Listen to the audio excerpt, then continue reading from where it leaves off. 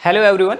और हम पढ़ रहे थे स्टीरियोकेमिस्ट्री वाला चैप्टर, और स्टीरियोकेमिस्ट्री में हमने थर्ड लेक्चर तक बहुत सारी चीज़ें सीख ली हैं। हमने स्ट्रक्चरल आइसोमेरिज्म, स्टीरियो आइसोमेरिज्म इनकी बातें की थी शुरू में, और लास्ट लेक्चर में हमने बहुत सारी नई नई चीज़ें सीखी, जैसे कि हमारे पास कायरल सेंटर क्या होता है इस चीज़ की बात की थी। कायरल सेंटर पर फिर हमने कैसे हम CIP रूल्स लगा करके RS नोमेनक्लेचर निकालते हैं, ये सब हमने सीखा था। ठीक है, तो CIP रूल्स हमने सीखा, और उसके बाद हमने बोला कि कैसे हम किसी कायरल सेंटर पर 4 एटम को CIP रूल्स के अकॉर्डिंग नंबरिंग दे करके हम R और S नोमेनक्लेचर किसी भी कायरल सेंटर का निकाल सकते हैं।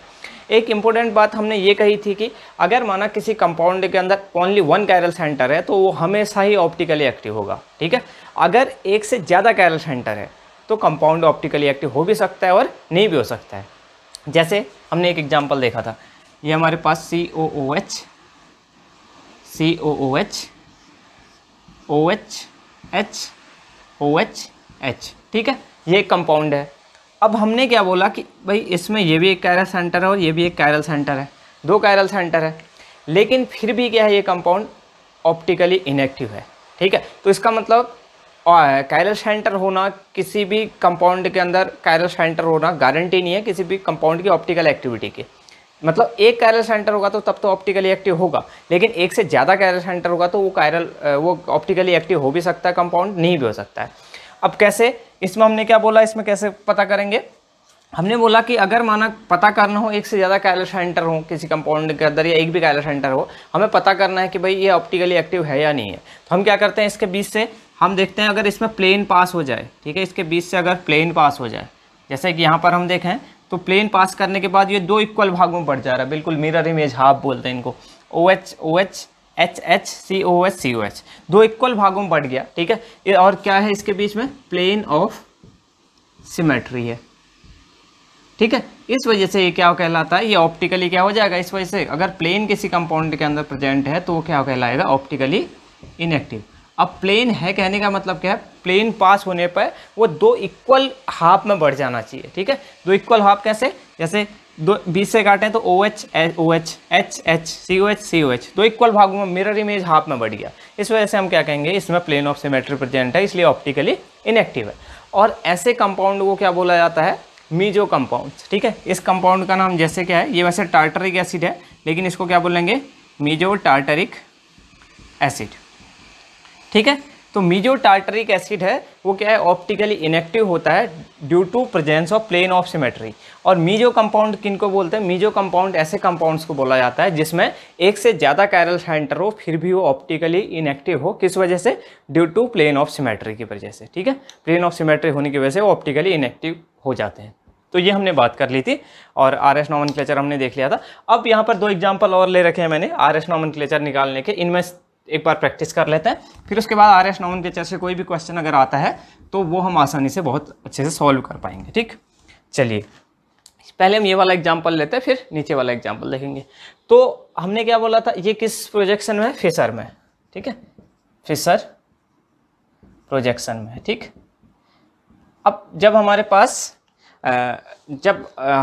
Veg dash nomenclature, wedge dash में रिप्रेजेंटेशन होता है तो बहुत सिंपल सा होता है, हमें हाइड्रोजन को केवल बिलो द प्लेन या अबव द प्लेन रखना होता है और उससे पता चल जाता है। लेकिन यहाँ पर क्या है, ये उससे भी ज़्यादा सिंपल है, बस हमें पता होना चाहिए कि ये जो हमारे पास जो हॉरिजेंटल लाइन है ये वाली, इस पर क्या है, ग्रुप जो होते हैं वो क्या होते हैं, अबव होते हैं, और ये खड़ी वाली वर्टिकल लाइन पर ग्रुप क्या होते हैं, बिलो होते हैं। ठीक, अब क्या करेंगे, हम इसको पहले रिप्रेजेंट कर लेंगे जैसा कि हमें पता है। ठीक है, OH इसको यहाँ पर, ठीक, और H कहाँ हो जाएगा, यहाँ पर। ठीक है, और ये वाली लाइन प्लेन में, यहाँ पर से ये ग्रुप OH अबव, और ये हाइड्रोजन भी क्या हो जाएगा, अबव, और यहाँ पर से ये COH कहाँ हो जाएगा, डैश लाइन से बिलो। ठीक है, COH, और यहाँ पर ये भी क्या हो जाएगा, बिलो, COH। ये मीजो कंपाउंड का एग्जाम्पल है। ठीक, अभी हमने जो देखा था मीजो टार्टरिक एसिड ही है ये, लेकिन बस RS नोमेनक्लेचर तो निकालना पड़ेगा। ठीक है, RS कैसे निकालेंगे, देखिए अब हाँ इस वाले स्टीरियोजेनिक सेंटर को पहले देखते हैं, पहला नंबर इसको। ठीक, OH ऑक्सीजन की प्रायोरिटी ज़्यादा, ऑक्सीजन को पहला, फिर उसके बाद यहाँ पर COH है, यहाँ पर कार्बन से ऑक्सीजन और फिर कार्बन, इसका मतलब COH को सेकंड प्रायोरिटी मिलेगी, थर्ड इस ग्रुप को मिलेगी और फोर्थ इसको मिलेगी। ठीक है, ऐसे अगर आपको कन्फ्यूजन होता है तो आप अलग से भी इसको ऐसे भी लिख सकते हैं, जैसे 1 यहाँ, ठीक है, 2 ऊपर को, फोर्थ यहाँ को और थर्ड यहाँ को, ठीक है। लेकिन इनमें हमको एबव बिलो भी ऐसे बनाना पड़ेगा, ठीक, ऐसे। खैर इसी में बना सकते हैं हम, ऐसे ही डायरेक्टली करते हैं। तो यहाँ पर क्या करते हैं हम, 1 नंबर इसको, 2 नंबर इसको, 3rd नंबर इसको, 4th नंबर इसको। अब क्या करते हैं हम, रोटेशन देखते हैं कैसा आ रहा है, एंटी क्लॉकवाइज आ रहा है, ठीक है, ऐसे 1 2 और 3 एंटी क्लॉकवाइज आ रहा है। और हाइड्रोजन लेकिन कहाँ है, एबव द प्लेन। अगर एंटी क्लॉकवाइज होने पर हाइड्रोजन एबव द प्लेन होगा तो क्या हो जाएगा, एस का आर हो जाएगा, ठीक है। इस वजह से क्या आएगा यहाँ पर, आर कॉन्फिगरेशन। तो यहाँ पर जो कॉन्फिगरेशन आएगा वो क्या आएगा, पहले वाले का इसका आ जाएगा आर कॉन्फिगरेशन, आर कॉन्फिगरेशन, ठीक है। समझ में आई बात। हमने क्या बोला कि पहले नंबरिंग देंगे, हाइड्रोजन अबव द प्लेन होगा तो फिर एंटी क्लॉकवाइज में नॉर्मली एस आता है, लेकिन हाइड्रोजन अबव द प्लेन होने की वजह से ये आर आ जाएगा, ठीक है। अब सेकंड देखते हैं। सेकंड में फिर से नंबरिंग, 1 यहाँ पर, 2 यहाँ पर, 3rd इसी वाले ग्रुप को मिलेगा और 4th इसको मिलेगा, ठीक है। तो क्या हो जाएगा 1 2 3, यानी कि क्लॉकवाइज रोटेशन आ रहा है। कैसा रोटेशन आ रहा है ये, क्लॉकवाइज, ठीक है। क्लॉकवाइज रोटेशन आ रहा है, लेकिन हाइड्रोजन का है अबव द प्लेन। क्लॉकवाइज है, हाइड्रोजन अबव द प्लेन है, यानी कि आर वैसे नॉर्मली होता है, लेकिन हाइड्रोजन अबव द प्लेन है तो ये एस हो जाएगा, ठीक है। यहाँ पर क्या आ जाएगा, एस कॉन्फिगरेशन, ठीक है। तो इस वाले का आर आ जाएगा और इस वाले का एस कॉन्फिगरेशन आ जाएगा। तो बहुत सिंपल सा तरीका है। एक और करते हैं हम ये वाला, और इसमें ज़्यादा क्लियर हो जाएगा। बस हमने क्या किया, कैरल सेंटर जैसा ये दिख रहा है फिशर, इसको हम वेज डैश में रिप्रेजेंट कर लेंगे। उसके बाद आर एस नॉमेनक्लेचर तो हमने पिछली वीडियो में भी सीखा है, ठीक है। इसको करते हैं अब। यहाँ पर क्या है, यहाँ पर देखिए इसको भी ऐसे रिप्रेजेंट कर लेंगे, OH above, hydrogen above, CH3 below, ये वाली लाइन ऐसे ही रखेंगे, OH CH3 और ये H, ठीक हो गया। अब क्या करना है, पहले इस वाले का इस सेंटर का नाम दे देते हैं, ठीक।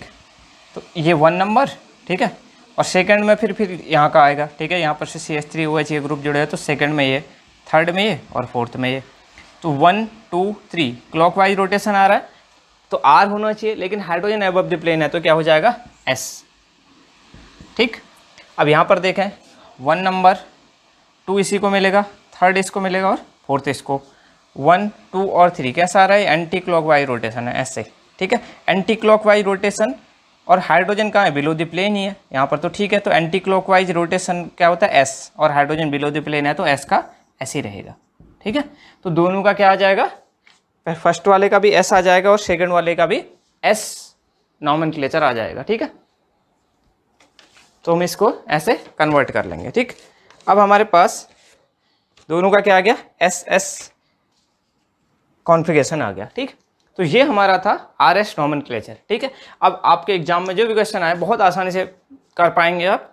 जितने भी क्वेश्चन, ये 2 एग्जाम्पल भी क्वेश्चन जो आ रखे हैं वो पिछले एग्जाम से ही, पीजीटी टीजीटी के एग्जाम से ही हमने ले रखे हैं, और बहुत सिंपल सा एग्जाम्पल है और ज़्यादातर फिशर प्रोजेक्शन में ही आता है, और आपको ये जरूर मार्क्स देके जाएगा आरएस नॉमेनक्लेचर, ठीक है। इसको एक बार अच्छे से कीजिए, ये हो जाएगा, ठीक। अब इसके बाद हम बात करते हैं इनैंशियोमर और डायस्ट्रियोमर की, ठीक है। अब बात करते हैं इनैंशियोमर और डायस्ट्रियोमर की।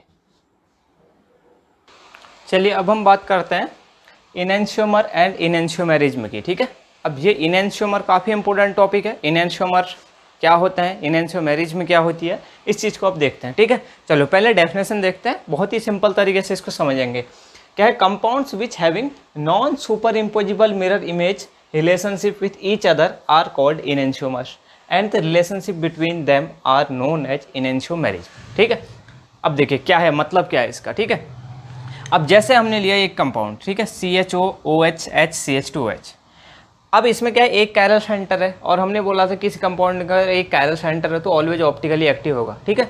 अब क्या किया हमने, इसकी मिरर इमेज बनाई, ठीक है। इसका मिरर इमेज बगल में देखा तो क्या होगा, ये OH का यहाँ पर OH बनेगा, AH का यहाँ पर रिफ्लेक्शन होगा, CHO CHO और CH2OH CH2OH। तो इसकी मिरर इमेज ये बनी।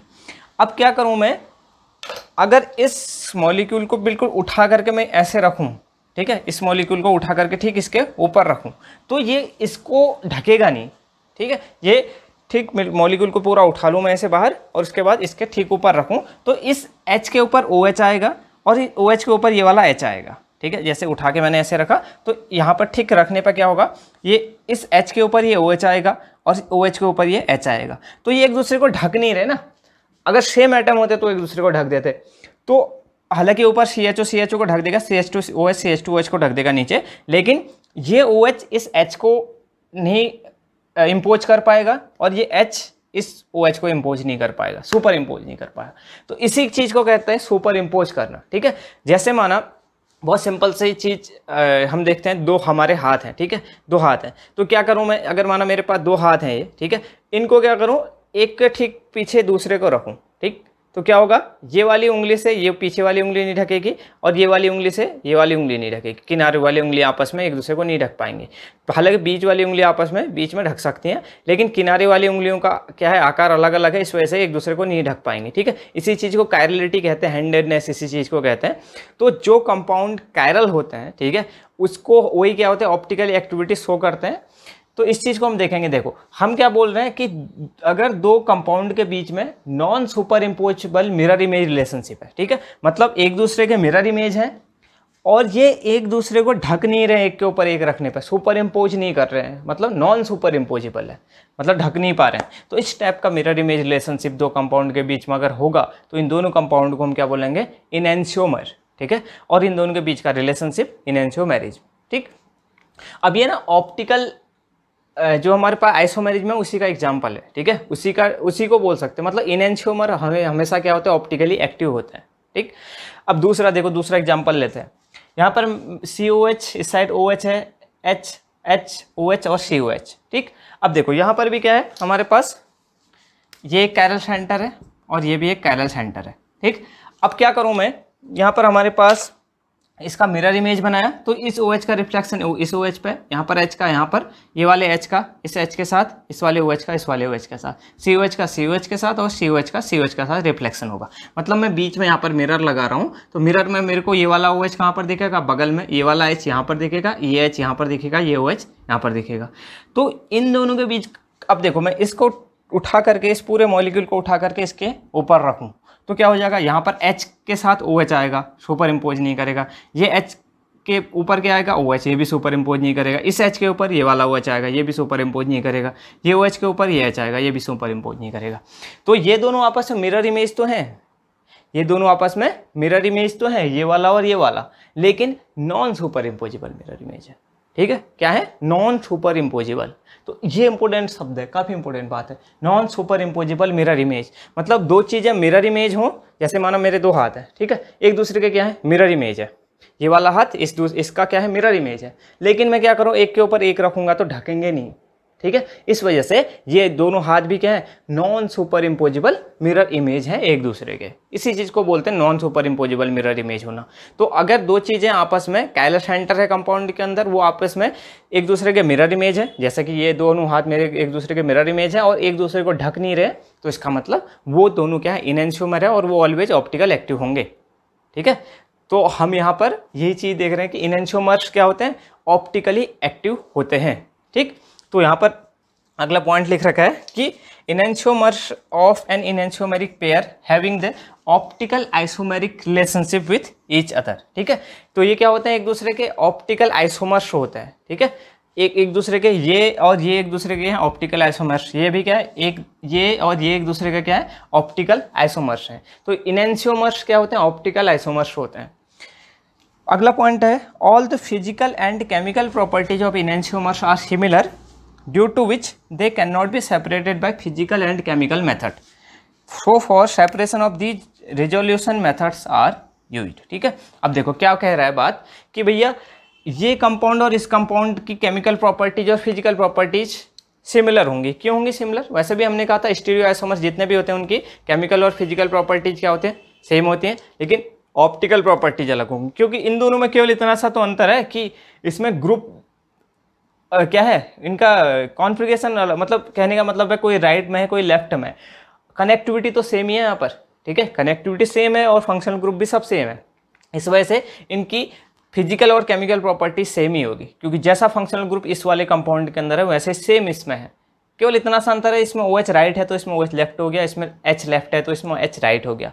तो इस वजह से इनकी ऑप्टिकल प्रॉपर्टीज अलग होती हैं, फिजिकल और केमिकल प्रॉपर्टीज बिल्कुल एक जैसी होती है, ठीक है। थोड़ा बहुत अंतर हो सकता है लेकिन बहुत ज़्यादा अंतर नहीं होगा। इस वजह से हम इनको क्या करें, जैसे हम अगर इसको केमिकल या फिजिकल मेथड से सेपरेट करना चाहें तो जैसी प्रॉपर्टी ये शो करेगा वैसे ये भी कर देगा, ठीक है। इस वजह से दोनों इनैंशियोमेरिक पेयर जो हैं वो दोनों के दोनों कंपाउंड एक जैसी ही प्रॉपर्टीज शो कर रहे हैं, केमिकल और फिजिकल प्रॉपर्टीज। इस वजह से हम इनको सिंपल केमिकल और फिजिकल मेथड से हम इनको सेपरेट नहीं कर सकते हैं, ठीक है। केमिकल और फिजिकल मेथड के थ्रू इनको हम अलग नहीं कर सकते हैं, इसलिए इनको सेपरेट करने के लिए हमारे पास रिजोल्यूशन मेथड्स होती हैं, ठीक है। जैसे हम बैक्टीरियल सेपरेशन होता है, जैसे हम क्या करते हैं, जो हमारे पास एक ये भी है दोनों मिक्सचर के अंदर, तो हम क्या करते हैं उसमें बैक्टीरिया डालते हैं जो कि एक स्पेशल इसको यहाँ पर से खा लेगा या इसको खा लेगा यहाँ पर से, मतलब एक चीज़ को क्या कर लेगा, डाइजेस्ट कर लेगा तो दूसरा ही बचेगा, उसको बोलते हैं बैक्टीरियल सेपरेशन मेथड। ऐसे ही अदर मेथड जो होते हैं वो बहुत ज़्यादा हमारे एग्जाम के लिए इंपॉर्टेंट नहीं है, बस इतना सा ध्यान रखना कि जो हमारे पास इनैंशियोमर होते हैं वो फिजिकल और केमिकल मेथड के थ्रू अलग नहीं किया जा सकते, क्योंकि उनकी फिजिकल और केमिकल प्रॉपर्टीज एक जैसी हैं, उनकी ऑप्टिकल प्रॉपर्टीज अलग अलग हैं। इस वजह से इनको हम कैसे सेपरेट करते हैं, रिजोल्यूशन मेथड्स के थ्रू, क्योंकि एग्जाम्स में क्या होता है, एग्जाम्स में 4-5 पॉइंट बना करके दे देता है वो, इस वजह से हमें ध्यान होना चाहिए कि इसके इंपॉर्टेंट पॉइंट क्या क्या हैं। पहला पॉइंट ये इंपॉर्टेंट है कि ये एक दूसरे के non superimposable mirror image हैं, बस शब्द याद होना चाहिए, non superimposable mirror image, लेकिन उसका मीनिंग भी पता होना चाहिए कि एक दूसरे के मिरर इमेज तो हैं लेकिन कैसे हैं, एक के ऊपर एक रखने पर ढकते नहीं एक दूसरे को, तो non superimposable mirror image कहलाते हैं, ठीक है। तो ये हमारे पास इनैंशियोमर्स हो गए। अब हम इसके बाद देखते हैं क्या होता है डायस्ट्यूमर्स, ठीक है। अभी एक चीज़ हमने ध्यान रखना है कि इनैंशियोमर्स आर ऑलवेज ऑप्टिकली एक्टिव होते हैं, ठीक है। ऑप्टिकल आइसोमेरिज्म का ही एक टाइप है ये, ठीक है, इनैंशियोमर्स। अब इसके बाद हम दूसरी चीज़ देखते हैं डायस्टीरियोमर क्या होते हैं, ठीक है। अगला टॉपिक है हमारा डायस्टीरियोमर। अब हमने बात कर ली है इनैंशियोमेरिज्म की, और ध्यान रखना है इनैंशियोमर्स ऑलवेज क्या होते हैं, ऑप्टिकली एक्टिव होते हैं, ठीक है। ऑप्टिकल आइसोमेरिज्म की अगर बात आ रही है तो इनैंशियोमर्स है, ठीक है। अब हम बात करेंगे किसकी, डायस्टीरियोमर्स एंड डायस्टीरियोमेरिज्म। ये दो टर्म होते हैं, बहुत कंफ्यूजिंग होते हैं, इनैंशियोमेरिज्म और डायस्टीरियोमेरिज्म। तो इनैंशियोमर्स क्या है, non superimposable mirror image है एक दूसरे के, ठीक है। और जो कायरल कंपाउंड्स होते हैं वो क्या होते हैं, इनैंशियोमेरिज्म शो करते हैं। तो कायरल कंपाउंड है तो इनैंशियोमेरिज्म के साथ उसका रिलेशन बनाना है, ठीक है। अब ये डायस्टीरियोमर क्या है, डायस्ट्यूमर, अब यहाँ पर से जो हमने इनैंशियोमेरिज्म में पढ़ लिया था वहाँ पर ऑप्टिकल जो आइसोमेरिज्म था वो कंप्लीट हो चुका है, ठीक है। अब अभी समझ में आ गया कि डायस्ट्यूमेरिज्म में क्या होता है और ये कैसे ज्योमेट्रिकल आइसोमेरिज्म से रिलेटेड है, ठीक है।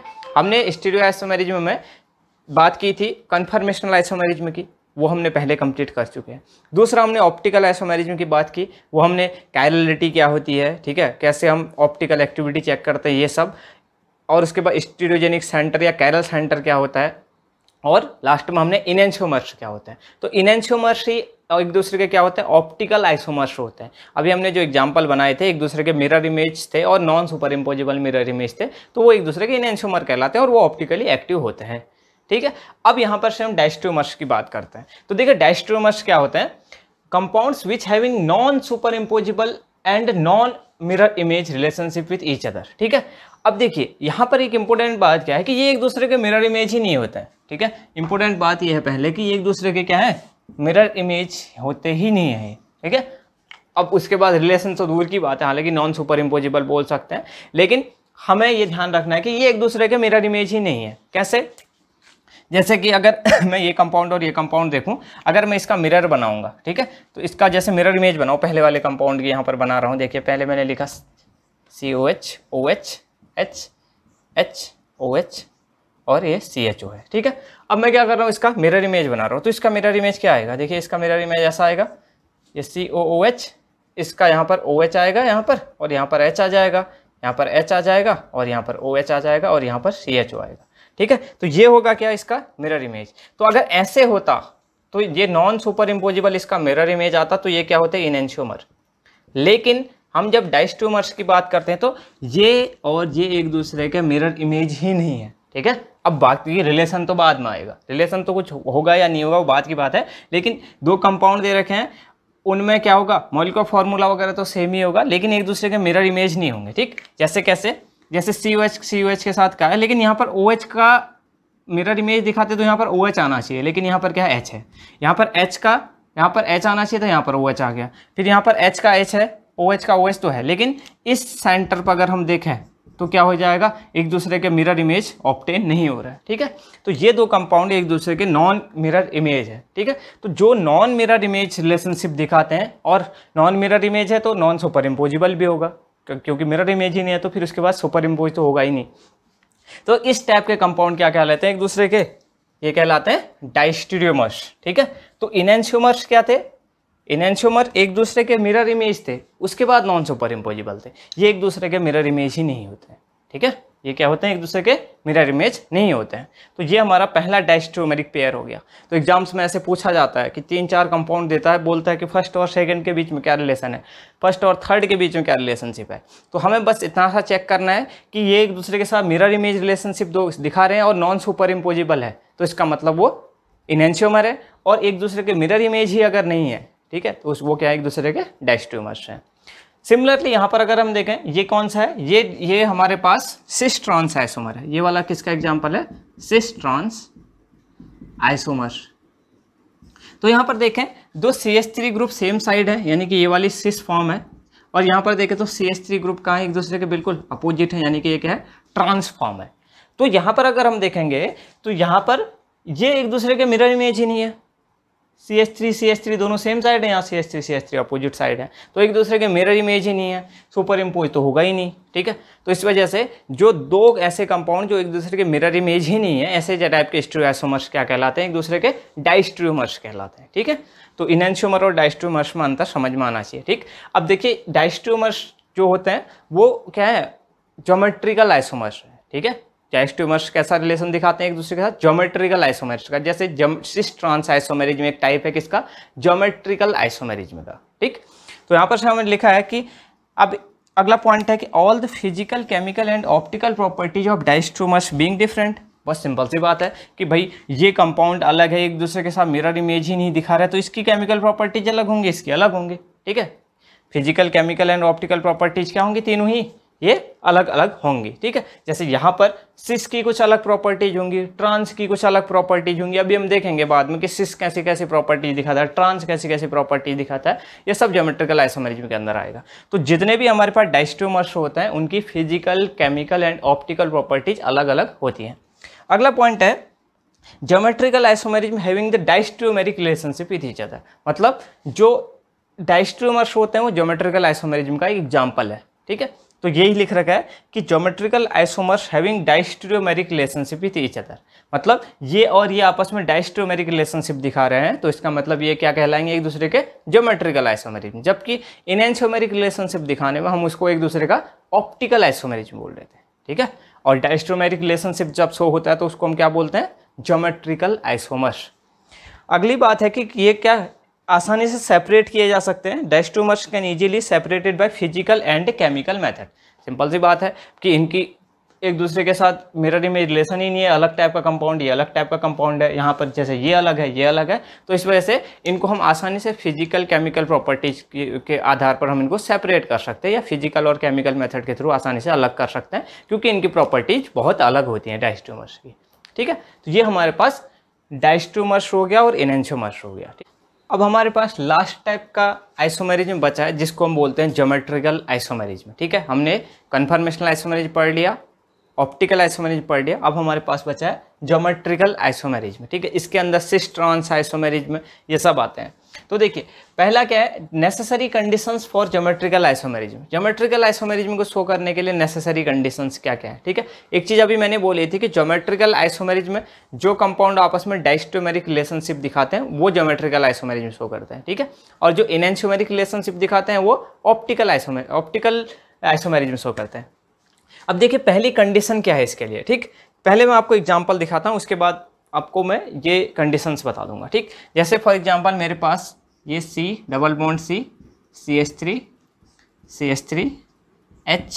H और एक मेरे पास ये है C double bond C CH3 H। ठीक है, अभी हमने इस एग्जांपल को ये क्या था, सिस फॉर्म, और ये क्या थी, ट्रांस फॉर्म। अभी हमने इसको डायस्ट्रोमर्स के एग्जाम्पल में देखा था, ठीक है। और हमने बोला था डायस्ट्रोमर्स क्या होते हैं, ज्योमेट्रिकल आइसोमर्स होते हैं। तो यहाँ पर हमें क्या है कि ये क्या है, एल्कीन है और ये भी क्या है, एल्कीन है। तो पहली कंडीशन क्या है कि जो डबल बॉन्ड है एल्कीन का, ठीक है, उसमें क्या होना चाहिए, फ्रोजन रोटेशन होना चाहिए। मतलब कार्बन कार्बन के बीच में रोटेशन नहीं हो जाना चाहिए। रोटेशन हो जाने से क्या बन जाएगा, कन्फर्मेशनल आइसोमर बन जाएगा। इसीलिए जब हम ज्योमेट्रिकल आइसोमरिज्म की बात करेंगे तो जो दो कार्बन है आपस में क्या करना चाहिए, बीच के सी डबल बॉन्ड सी जो है जिसके थ्रू हम ज्योमेट्रिकल आइसोमरिज्म दिखाते हैं, वो आपस में क्या करना चाहिए, रोटेशन नहीं होना चाहिए। मतलब इन कार्बन के बीच में जीरो रोटेशन होना चाहिए, पहली कंडीशन।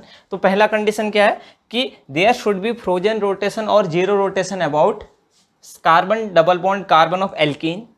एक एल्कीन शो करते हैं ज्योमेट्रिकल आइसोमरिज्म में, एक ऑक्जाइम शो करते हैं और एक साइक्लो एल्केन शो करते हैं। तीन कंपाउंड ज्योमेट्रिकल आइसोमरिज्म शो करते हैं, एल्कीन, ऑक्जाइम और साइक्लो एल्केन, ठीक है।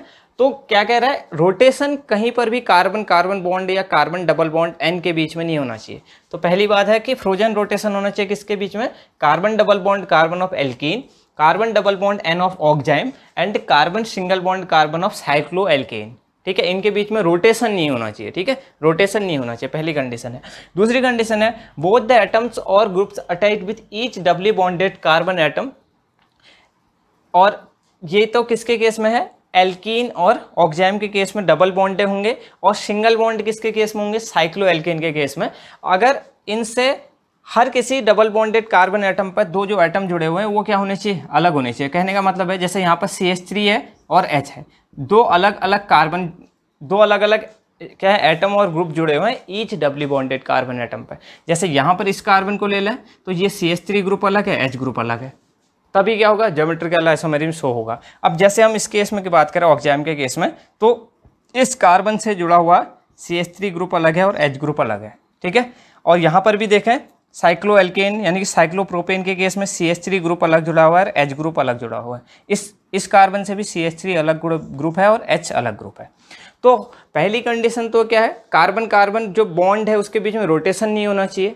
जैसे carbon carbon double bond alkene के केस में, carbon double bond N oxime के केस में, और carbon single bond carbon cycloalkane के केस में, तो उनमें रोटेशन नहीं होना चाहिए, पहली कंडीशन। दूसरी कंडीशन ये है कि जो हर कोई डबली बॉन्डेड कार्बन एटम है या फिर साइक्लो एल्केन के केस में क्या है, कार्बन सिंगल बॉन्ड कार्बन है, उनके बीच में क्या होना चाहिए, वहाँ पर जो एटम अटैच है वो दोनों क्या होने चाहिए, अलग अलग होने चाहिए, ठीक है। तो ये दो कंडीशन है, जैसा कि यहाँ पर तीनों कंडीशन सेटिस्फाई हो रही हैं, इसमें भी सेटिस्फाई हो रहे हैं कि कार्बन कार्बन के बीच में रोटेशन नहीं होगा, जब भी डबल बॉन्ड होगा तो रोटेशन होगा नहीं। और इस कार्बन से पर्टिकुलर हर किसी कार्बन से जो डबल बॉन्डेड कार्बन है उनसे दो सेम एटम नहीं जुड़ने चाहिए। यहाँ पर CH3 जुड़ा है तो यहाँ पर H होना चाहिए, ठीक है। तो ये एग्जाम्पल हो गए और ये कंडीशंस होगी, ठीक। तो इसको आप लोग लिख लीजिए। इसके बाद हम देखते हैं कि कहाँ पर ये कंडीशन सेटिस्फाई नहीं हो पा रही है। जैसे आपको बोल दिया जाए कि इनमें से कौन से कंपाउंड ज्योमेट्रिकल आइसोमरिज्म शो करेंगे, तो ये दो कंडीशन जरूर देखनी है। पहले तो कार्बन डबल बॉन्ड कार्बन हो सकता है, कार्बन डबल बॉन्ड एन हो सकता है, या carbon single bond carbon cycloalkane के केस में हो सकता है। दूसरी कंडीशन ये है कि हर किसी जो डबल बॉन्डेड कार्बन एटम है उससे क्या होना चाहिए, जो दो अटैच्ड एटम है वो अलग अलग होने चाहिए, सेम नहीं होने चाहिए। जैसे अगर माना ये हो जाए, अगर यहाँ पर मैं लिखता हूँ, जैसे आपको अगर ये एग्जांपल दे दिया जाए CH3 whole twice double bond CH2, ठीक है, ये अगर एग्जांपल दे दिया जाए, एल्कीन है। अब देखिए यहाँ पर ये ज्योमेट्रिकल आइसोमरिज्म शो नहीं करेगा, क्यों, क्योंकि यहाँ पर CH3 डबल बॉन्ड CH। पहली कंडीशन तो फॉलो हो रही है कि कार्बन कार्बन डबल बॉन्ड है तो जीरो रोटेशन होगा यहाँ पर, लेकिन यहाँ पर इस कार्बन से CH3 और CH3 सेम एटम सेम है, तो इस वजह से ये ज्योमेट्रिकल आइसोमरिज्म शो नहीं करेगा। सिमिलरली इस कार्बन से भी दो हाइड्रोजन सेम ग्रुप जुड़े हुए हैं तो ये भी ज्योमेट्रिकल आइसोमरिज्म शो नहीं करेगा, ठीक। अब ऐसे ही एक और एग्जाम्पल अगर हम देखें, जैसे ऐसे दे दिया जाए CH2 double bond NOH, oxime दे दिया जाए हमको, तो क्या हो जाएगा, ये भी ज्योमेट्रिकल आइसोमरिज्म शो नहीं करेगा, क्यों, क्योंकि कार्बन से दो सेम अटैच्ड एटम हाइड्रोजन है, डबल बॉन्ड NOH, तो यहाँ पर भी H है, इस वजह से ये भी शो नहीं करेगा, ठीक। ऐसे ही अगर हमको ये दे दिया जाए H, ठीक है, और यहाँ पर भी H दे दिया जाए इस टाइप का, तो कार्बन से अटैच्ड दोनों एटम सेम है, इस वजह से ये भी ज्योमेट्रिकल आइसोमरिज्म शो नहीं करेगा। अगर इसी की जगह दो अटैच्ड एटम अलग हो जाते, जैसे मानो ये CH3 और यहाँ पर भी अलग होनी चाहिए, ठीक है, CH3, तो अब ये क्या हो जाता, तब ये शो करता है ज्योमेट्रिकल आइसोमेरिज्म। लेकिन यहाँ पर क्या है, ये हर किसी कार्बन से जो अटैच्ड एटम है वो सेम नहीं होने चाहिए, अलग अलग होने चाहिए। हाइड्रोजन हाइड्रोजन होंगे तो ये ज्योमेट्रिकल आइसोमेरिज्म फिर शो नहीं करेगा, ठीक है। तो ये कंडीशन है ज्योमेट्रिकल आइसोमेरिज्म शो करने की कि पहला तो जीरो रोटेशन होना चाहिए कार्बन कार्बन बॉन्ड के बीच में, और दूसरा क्या होना चाहिए, हर किसी कार्बन से जो दो अटैच्ड एटम है वो अलग अलग होनी चाहिए, ठीक है। तो ये हमारे पास ज्योमेट्रिकल आइसोमेरिज्म को शो करने का क्या होता है, रूल होता है, ठीक है। अब हम एक एक करके देखते हैं। एल्कीन में ज्योमेट्रिकल आइसोमेरिज्म देखते हैं, ठीक है, उसके बाद ऑक्जाइम में, उसके बाद साइक्लो एल्केन में, और उसी के साथ फिर ये चीज़ें क्या हो जाती हैं, कंप्लीट हो जाते हैं। एक दो एप्लीकेशन है ज्योमेट्रिकल आइसोमेरिज्म के, फिर पूरा चैप्टर हो जाता है कंप्लीट। अब हम सबसे पहले देखते हैं ज्योमेट्रिकल आइसोमेरिज्म ऑफ एल्कीन। बहुत सिंपल सा टॉपिक है। तो यहाँ पर हमने जब भी ज्योमेट्रिकल आइसोमेरिज्म की बात करेंगे तो हमने क्या बोला है कि कार्बन कार्बन के बीच में रोटेशन नहीं होना चाहिए। तो अगर हम एल्कीन की बात करेंगे तो यहाँ पर भी क्या होना चाहिए, C डबल बॉन्ड C के बीच में नो रोटेशन, ठीक है, रोटेशन नहीं होना चाहिए यहाँ पर, पहली बात। और दूसरी बात क्या है कि यहाँ पर इस कार्बन से हो चाहे इस कार्बन से हो, दो अटैच्ड एटम क्या होने चाहिए, डिफरेंट एटम होने चाहिए, ठीक है, डिफरेंट अटैच्ड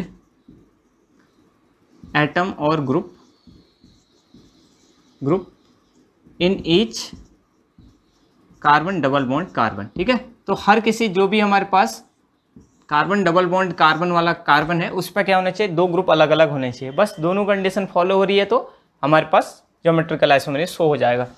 जैसे अगर हम यहाँ पर देखें, कार्बन इससे क्लोरीन लगा हुआ है, हाइड्रोजन लगा हुआ है, डबल बॉन्ड है तो इसका मतलब फ्रोजन रोटेशन है, जीरो रोटेशन है। दूसरी बात, एक क्लोरीन लगा है, एक हाइड्रोजन लगा हुआ है, तो इसका मतलब यहाँ पर तो दोनों अटैच्ड एटम डिफरेंट है। यहाँ पर भी देखो, एक क्लोरीन लगा, एक हाइड्रोजन लगा है, तो यहाँ पर भी दोनों अटैच्ड एटम डिफरेंट है। फिर क्या होगा, अगर दोनों सिमिलर ग्रुप सेम साइड होते हैं, ठीक है, सिमिलर ग्रुप क्या होते हैं, सेम साइड, तो ये वाला फॉर्म कहलाता है सिस। अब सिमिलर ग्रुप अगर अपोजिट साइड होते हैं, जैसे क्लोरीन और क्लोरीन एक दूसरे के क्या हो गए, अपोजिट हो गए, हाइड्रोजन और हाइड्रोजन एक दूसरे के क्या हो गए, अपोजिट, ठीक है। तो यहाँ पर क्या है, अपोजिट साइड है सेम ग्रुप, अपोजिट साइड है कौन, सेम ग्रुप की बात हो रही है, ठीक है। तो सेम ग्रुप अगर अपोजिट साइड होते हैं तो ये क्या कहलाती है, ट्रांसफॉर्म कहलाती है। बस सिंपल सा है। सिमिलरली यहाँ पर देखें, इस कार्बन से OH अलग, H अलग, कार्बन से OH और H, ये दोनों ग्रुप सेम साइड तो सिस, और यहाँ पर OH और OH अपोजिट साइड तो क्या कहलाएगा, ट्रांस कहलाएगा, ठीक है। तो बस यही होता है सिस और ट्रांस आइसोमेरिज्म को ही हम क्या बोलते हैं, ज्योमेट्रिकल आइसोमेरिज्म ऑफ एल्कीन, ठीक है। इसको क्या बोला जाता है, सिस ट्रांस आइसोमेरिज्म, और इसी को सिस ट्रांस नोमेनक्लेचर भी हम बोल सकते हैं, ठीक है। तो बस यही होता है हमारे पास cis trans isomerism in alkene या ज्योमेट्रिकल आइसोमेरिज्म इन एल्कीन। अब यहीं पर से हम देखते हैं EZ नोमेनक्लेचर क्या होता है। यहीं पर से हम क्या देखते हैं कि EZ नोमेनक्लेचर क्या होता है।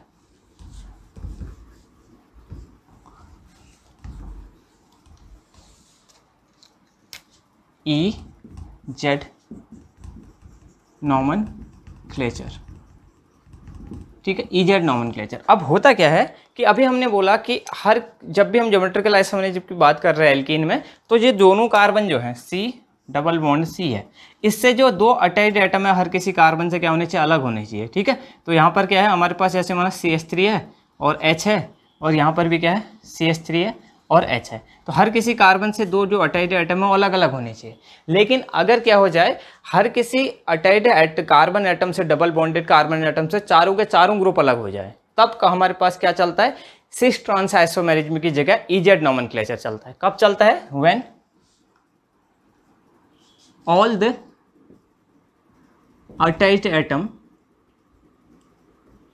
At each doubly bonded carbon atom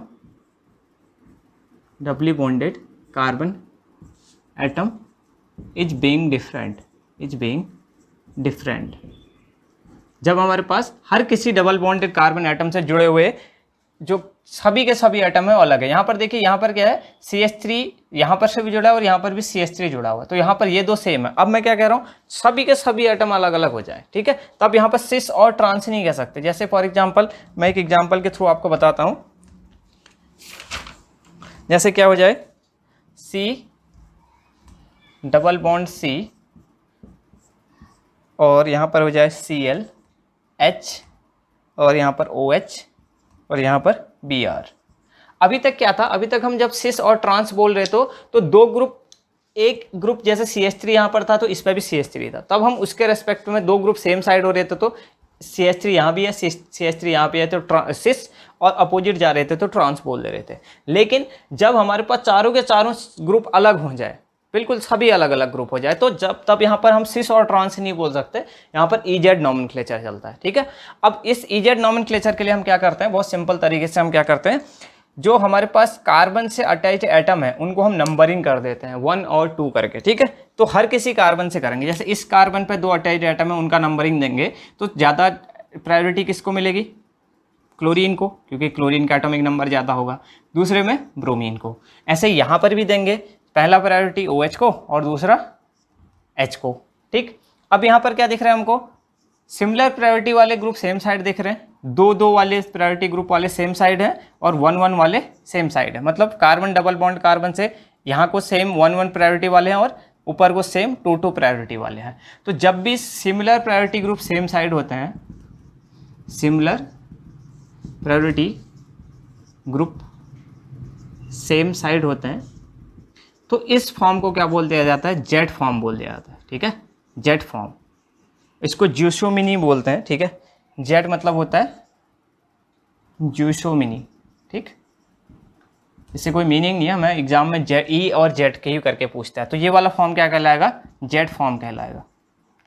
ठीक है, तो ये हो गया। अगर मैं इसी को ई फॉर्म बनाना चाहूँगा तो क्या हो जाएगा, मैं एक जगह से केवल एटम को चेंज कर देता हूँ, यहाँ पर इसको ऐसे ही रखता हूँ HOH, और इसको मैं ब्रोमीन को यहाँ रख देता हूँ और क्लोरीन को यहाँ रख देता हूँ। ठीक, अब क्या होगा, सिमिलर उसी फॉर्म में हम नंबरिंग करेंगे, यहाँ पर ब्रोमीन को पहला मिलेगा, क्लोरीन को सेकंड, यहाँ पर इसको फर्स्ट, इसको सेकंड। अब हमको दिख रहा है ये OH और ये Cl, 2 प्रायोरिटी ग्रुप वाले, और यहाँ पर ब्रोमीन फर्स्ट और यहाँ पर OH फर्स्ट। ये क्या है, एक दूसरे के अपोजिट में सिमिलर प्रायोरिटी ग्रुप। ठीक है, तो यहाँ पर क्या है, similar priority group in opposite side. ठीक है, जब similar priority group opposite side होते हैं तो इसको ई फॉर्म बोला जाता है। ठीक है, ई फॉर्म, और ई फॉर्म मतलब ई होता है एंटीजिनिन, एंटीजिजिन। ठीक है, इससे मीनिंग नहीं है एंटीजिजिन क्या है, इससे कोई फर्क नहीं पड़ता, आपको EZ नॉमेनक्लेचर बनाना आना चाहिए। तो यहाँ पर जब भी हमारे पास similar priority group opposite side में होता है तो जैसे एंटी बोल देते हैं हम, वैसे ही क्या है, ये एंटीजिनिन। ई से आप याद कर सकते हैं, जब एंटी टाइप के होते हैं तो उसको ई फॉर्म बोल देते हैं, या ट्रांसफॉर्म टाइप का बोल सकते हैं। ठीक है, वो क्या हो जाता है, यहाँ पर एंटीजिनिन बोल देते हैं, उसको ई फॉर्म बोल देते हैं। तो सिमिलरली बहुत सिंपल सा तरीका हमारे पास क्या करना है हमें, जब अब पहली बात कि EZ नॉमेनक्लेचर कब चलता है, नॉर्मली जब हमारे पास यहाँ पर हमने पहले सिस ट्रांस आइसोमरेज में तब चलेगा जब इस कार्बन और इस कार्बन पर अटैच कम से कम एक एटम सिमिलर होगा, जैसे यहाँ पर भी CH3 था, यहाँ पर भी CH3 हो जाता, तो सिस और ट्रांस बोल देते। लेकिन जब चारों के चारों अटैच एटम अलग अलग हों तो तब क्या बोलते हैं, वहाँ पर EZ नॉमेनक्लेचर चलता है। तो EZ नॉमेनक्लेचर में हमें सिंपल सा हर किसी कार्बन पर CIP रूल के अकॉर्डिंग नंबरिंग देनी है, और जब दोनों सिमिलर प्रायोरिटी ग्रुप एक साथ आ जाते हैं एक साइड को, जैसे यहाँ पर ऊपर साइड को है और 1 वाले नीचे साइड को, तो इसको हम जेड फॉर्म बोल देते हैं। और अगर अपोजिट साइड में आता है, यहाँ पर 2, यहाँ पर अपोजिट में 2, यहाँ पर ब्रोमीन फर्स्ट में, यहाँ पर भी अपोजिट में OH फर्स्ट में, तो इस वजह से इसको ई फॉर्म बोल देते हैं। ठीक है, ई और जेड टाइप का नोमेनक्लेचर ये होता है। ठीक है, इस प्रकार से आप एक और देख लेते हैं हम, EZ नोमेनक्लेचर बहुत ही सिंपल सा नोमेनक्लेचर होता है और इससे रिलेटेड एग्जाम्स में क्वेश्चन भी आते हैं। जैसे अगर हमको ये दे दिया जाए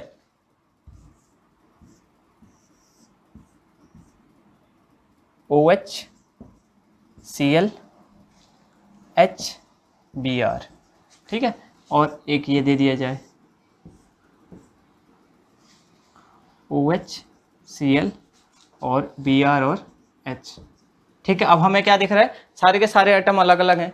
ठीक है, साइक्लोप्रोपेन से जुड़े हुए, तो यहाँ पर भी सिमिलर वही करेंगे, ब्रोमीन को फर्स्ट नंबर, OH को सेकंड नंबर, यहाँ पर क्लोरीन को फर्स्ट नंबर और इसको सेकंड नंबर। तो हमें दिख रहा है दो similar priority group same side है तो इसको जेड फॉर्म बोल देंगे। ठीक है, और यहाँ पर क्या बोलेंगे, यहाँ पर OH फर्स्ट, OH को Cl first, OH second, bromine first और H सेकेंड। यहाँ पर अपोजिट साइड है सेम प्रायोरिटी ग्रुप, तो इसको क्या बोल देते हैं, ई फॉर्म। ठीक है, तो ये हमारा होता है EZ नॉमेनक्लेचर करने का तरीका। ठीक है, तो यहाँ पर कंप्लीट होता है कौन सा, सिस ट्रांस आइसोमेरिज में, जो कि हमारा एल्कीन के केस में होता है। और EZ नॉमेनक्लेचर हम एल्कीन के केस में ही करते हैं, या फिर इन केस में भी कर सकते हैं, साइक्लोप्रोपेन के केस में, इन सभी में कर सकते हैं। जब हमारे पास अटैच्ड एटम सारे के सारे अलग होते हैं तब हमारे पास EZ नॉमेनक्लेचर चलता है। ठीक है, तो ये हो गया।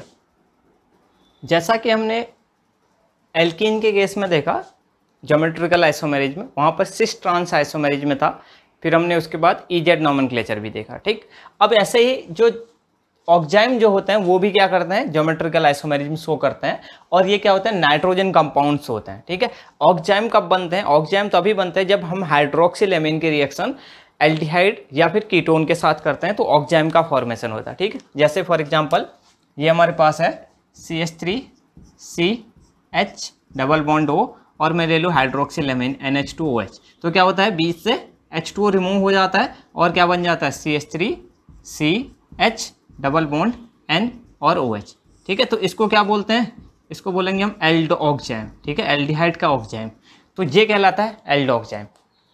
तो हमें ऐसे ही ऑक्जाइम में देखना है क्या, ज्योमेट्रिकल आइसोमेरिज में, तो नाइट्रोजन के कंपाउंड होते हैं, एल्डोक्साइम या कीटोक्साइम जो भी बनेंगे, तो वो क्या होते हैं, नाइट्रोजन के कंपाउंड रहते हैं और उनमें ज्योमेट्रिकल आइसोमेरिज में शो होता है। ठीक, जैसे अब हम एक बार कैसे इसका फॉर्मेशन होता है, पहले एल्डिहाइड से शुरू करते हैं। ठीक है, ज्योमेट्रिकल आइसोमेरिज में एल्डोक्साइम देखते हैं, जैसा कि हमने अभी बनाया था। तो यहाँ पर देखिए, ये मैंने एल्डिहाइड ले रखा है। ठीक है, तो एल्डिहाइड लिया है, इसकी रिएक्शन में किसके साथ करा रहा हूँ, हाइड्रोक्सिल एमीन के साथ, हाइड्रोक्सिल एमीन के साथ। तो हमें पता है जब भी एल्डिहाइड हाइड्रोक्सिल एमीन के साथ रिएक्शन करता है तो क्या निकल जाता है बीच से, वाटर। ठीक है, H2O क्या हो जाएगा, यहाँ से रिमूव हो जाएगा। अब जैसे ही H2O रिमूव होगा, यानी कि डिहाइड्रेशन ऑफ एसिटाल्डिहाइड होगा, तो दो तरीके हैं यहाँ पर। एक बार तो क्या हो सकता है कि नाइट्रोजन पे जो OH है वो राइट साइड हो जाए और लोन पेयर क्या हो जाए, इस साइड को हो जाए, लेफ्ट साइड को हो जाए। मतलब यहाँ पर नाइट्रोजन पे एक लोन पेयर भी होगा ना, तो उस लोन पेयर को दिखाने के लिए एक बार हम यहाँ को दिखा सकते हैं, एक बार इस साइड दिखा सकते हैं। तो अगली बार हो सकता है क्या, यहाँ पर को हमने इस साइड दिखा दिया। तो जब हमारे पास, जब हम नाइट्रोजन के लोन पेयर को इस साइड दिखा रहे हैं और OH और H सेम साइड है, तो इसको हम बोलते हैं सिन एल्डोक्साइम। जब H और OH एक दूसरे के अपोजिट साइड में हो जाते हैं तो हम इसको क्या बोलते हैं, एंटी एल्डोक्साइम। तो इन दोनों के बीच का जो रिलेशनशिप होता है वो क्या कहलाता है, ज्योमेट्रिकल आइसोमेरिज में, सिन एल्डोक्साइम और एंटी एल्डोक्साइम। ठीक, तो बस एग्जाम में सिन एंटी करके भी नहीं पूछा जाता है, केवल पूछा जाता है कि इनमें से कौन सा कंपाउंड ज्योमेट्रिकल आइसोमेरिज में शो कर सकता है। तो हमें याद रखना चाहिए कौन सा हो सकता है, एक तो एल्डोक्साइम हो सकता है, ठीक है, और एक क्या हो सकता है, कीटोक्साइम। मतलब एल्डिहाइड की रिएक्शन हाइड्रोक्सिल एमीन से साथ करने से जो हमारे पास कंपाउंड मिलेगा वो, और एक बार हमारे पास कीटोन की रिएक्शन हमारे पास हाइड्रोक्सिल एमीन के साथ करने पर दो कंपाउंड वहाँ पर से हमको ऑब्टेन हो सकते हैं। तो बहुत सिंपल सा तरीका है ज्योमेट्रिकल आइसोमेरिज में एल्डोक्साइम, यानी कि एक ये और एक ये बने हैं, दो ज्योमेट्रिकल आइसोमेरिज बनेंगे हमारे किसके, एल्डोक्साइम के। एक बार सिन एल्डोक्साइम, एक बार एंटी एल्डोक्साइम। लेकिन सिन और एंटी एल्डोक्साइम कब बनेंगे, जब हमारे पास एल्डिहाइड की रिएक्शन हाइड्रोक्सिल एमीन के साथ करेंगे तब जाकर के ये बनेंगे। ठीक है, तो ये हमारे पास पहला टाइप का हो गया geometrical isomerism of aldoxime. Similarly हम किसके साथ कर सकते हैं, ज्योमेट्रिकल आइसोमेरिज्म ऑफ किसका हो सकता है, कीटोक्साइम, कीटोक्साइम हो सकता है। ठीक है, और यहाँ पर क्या होगा, हम इसकी जगह केवल क्या चेंज कर देंगे, CH3, और ये क्या हो जाएगा, यहाँ पर कीटोन ले लेंगे और डिहाइड्रेशन ऑफ किसका हो जाएगा, कीटोन हो जाएगा। और वो हम कौन सा कीटोन ले रहे हैं यहाँ पर, एसीटोन। ठीक, तो डिहाइड्रेशन ऑफ एसीटोन होगा, यहाँ पर से H2O निकलेगा, तो क्या हो जाएगा, एक बार यहाँ पर CH3 केवल चेंज हो जाएगा और यहाँ पर CH3 यहाँ पर भी चेंज हो जाएगा। ठीक है, तो क्या हो जाएगा, तो यहाँ पर से एक बार ये वाला बनेगा और एक बार ये वाला बनेगा। तो एक बार हमारे पास सिन वाला बनेगा, एक बार एंटी वाला बनेगा। तो ये किसके ऑक्साइम हो जाएंगे, कीटोन के ऑक्साइम हो जाएंगे। ठीक है, बस इतना सा याद रखना है कि एल्डिहाइड या कीटोन की रिएक्शन जब हम हाइड्रोक्सिल एमीन के साथ करते हैं तब हमारे पास नाइट्रोजन के ज्योमेट्रिकल आइसोमर हमको ऑब्टेन होते हैं। बस इतना सा एग्जाम में पूछा जाता है, इसी बात को ध्यान में रखना है इसमें से। ठीक है, बस ये हमारे पास हो गया कौन से, ज्योमेट्रिकल आइसोमेरिज्म।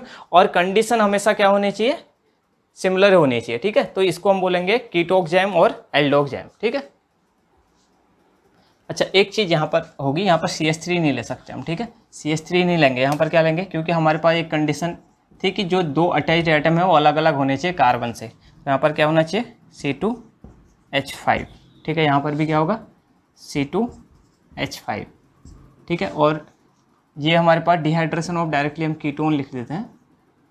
तो यहाँ पर हमने बोला था ना, पहले ही कंडीशन हमने बोली थी क्या, कार्बन कार्बन डबल बॉन्ड के बीच में रोटेशन नहीं होने चाहिए, और कार्बन से अटैच्ड जो दो एटम है वो क्या होने चाहिए, अलग अलग होने चाहिए। यहाँ पर CH3 और C2H5। अभी हमने जो पिछला बनाया था उसमें कार्बन से अटैच्ड दोनों एटम सेम थे, CH3 इसलिए वो ज्योमेट्रिकल आइसोमेरिज्म शो नहीं कर पाएगा। ऐसे एग्जाम्स में पूछा जा सकता है। तो यहाँ पर दोनों अटैच्ड एटम अलग अलग होने चाहिए, ठीक है।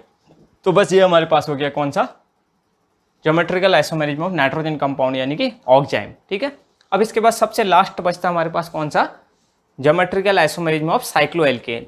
वो भी एज इट इज है जैसा कि हमने एल्कीन के केस में देखा था, केवल वहाँ पर क्या डिफरेंस आ गया, कार्बन कार्बन डबल बॉन्ड की जगह कार्बन सिंगल बॉन्ड कार्बन आ गया है, बस उतना सा अंतर है, ठीक है। और उसको हमने देख भी लिया, अभी हमने एक दो एग्जाम्पल कर लिए थे जिसके थ्रू हमने देखा कि सिस फॉर्म कौन सी थी और ट्रांस फॉर्म कौन सी थी, ठीक है। पर वही सिमिलर है geometrical isomerism of cycloalkane. Cyclopropane भी शो कर सकता है, साइक्लोब्यूटेन भी शो कर सकता है, ठीक है। ये सब साइक्लोएल्केन शो कर सकते हैं क्या, ज्योमेट्रिकल आइसोमेरिज्म, ठीक है।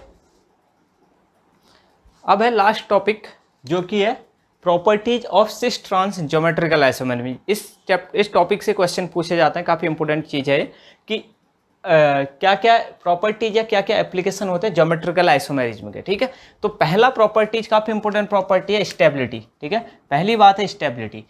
तो जनरली क्या होता है, सिस फॉर्म ना लेस स्टेबल होता है इन कंपेयर टू ट्रांसफॉर्म के। किसी भी कंपाउंड अगर ज्योमेट्रिकल आइसोमेरिज्म शो हो रहे हैं तो वहाँ पर हमारे पास से एक सिस फॉर्म है, एक ट्रांसफॉर्म है। तो ट्रांसफॉर्म ज़्यादा स्टेबल होती है in compare to cis form के।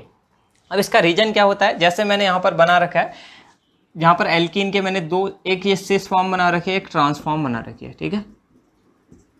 तो हमारे पास देखिए यहाँ पर क्या, सिस फॉर्म में क्या होता है, जो बल्कियर ग्रुप होते हैं जैसे CH3 है, एक दूसरे के क्या होता है, सेम साइड में होते हैं। इस वजह से यहाँ पर क्या होता है, काफ़ी ज़्यादा रिपल्सन होता है, ठीक है। रिपल्सन होने की वजह से क्या हो जाएगा, अनस्टेबिलिटी हो जाएगी, ठीक। जबकि अगर ट्रांसफॉर्म की बात करें तो CH3 बल्कियर ग्रुप क्या होते हैं, एक दूसरे के अपोजिट साइड में होता है। इस वजह से यहाँ पर क्या होती है, मोर स्टेबिलिटी होती है, लेस रिपल्सन होगा,